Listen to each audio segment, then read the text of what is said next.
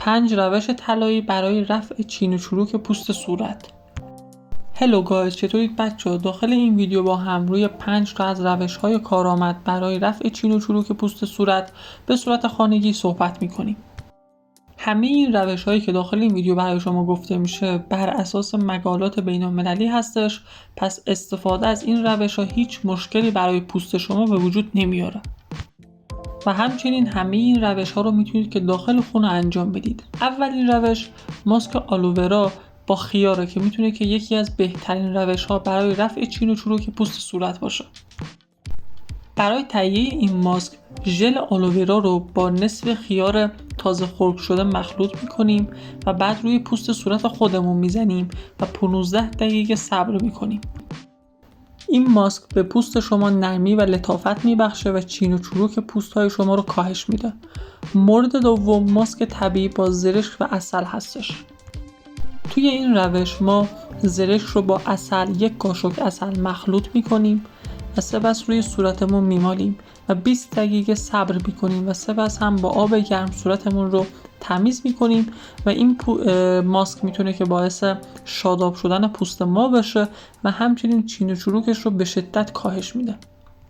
ماسک و روش سوم ماسک ژله‌ای پرتقال با عسل هستش که ما 1 قاشق عسل رو با کمی پرتقال خرد شده مخلوط میکنیم که حالت خمیری به خودش بگیره. بعد روی پوست صورت خودمون میمالیم و بعد از اون 20 دقیقه صبر میکنیم و سپس صورتمون رو هم با آب گرم تمیز میکنیم. این کار باعث میشه که چین و چروک های صورتمون کامل رفع بشه و تبدیل بشه به یک پوست کاملا لطیف و نرم. روش سوم ماسک طبیعی آووکادو با روغن زیتون هستش که ما آووکادو رو با روغن زیتون مخلوط میکنیم. سعی میکنیم که آووکادو حالت خمیری به خودش بگیره و بعد از اینکه این دوتا رو با هم خمیر کردیم، مخلوط کردیم، روی صورت خودمون میزنیم و 20 دقیقه صبر میکنیم. بعد از اون هم حتما پوستمون رو باید تمیز بکنیم با آب گرم و این ماسک باعث تغذیه و نرمی پوست میشه و به رفع چین و چروک پوست ما کمک میکنه. آخرین روش ماساژ صورت با روغن خراطینه که ما کمی روغن خراطین رو به پوست صورت خودمون میزنیم و 20 دقیقه روزانه ماساژ میدیم. پس از 1 ماه کاملا چین و چروک پوست ما رفع میشه و باعث میشه که پوست لطیف و شادابی داشته باشیم.